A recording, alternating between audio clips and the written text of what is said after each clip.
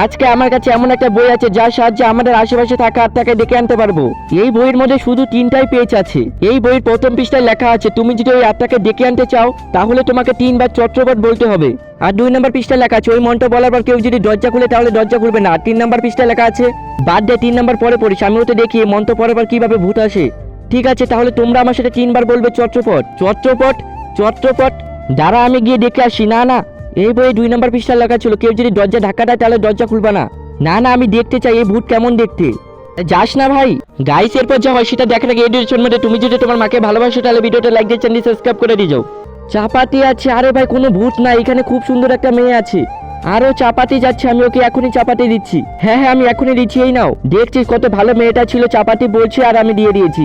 আর তোরা শুধু শুধু ভয় পাচ্ছিলি। এখন চল 3 নম্বর পেজ পড়। এই বইয়ে 3 নম্বর পেজে লেখা আছে কেউ যদি তোমার কাছে কিছু জিনিস চায় তুমি যদি ওকে দিয়ে দাও তাহলে ও তোমাকে নিয়ে যাবে।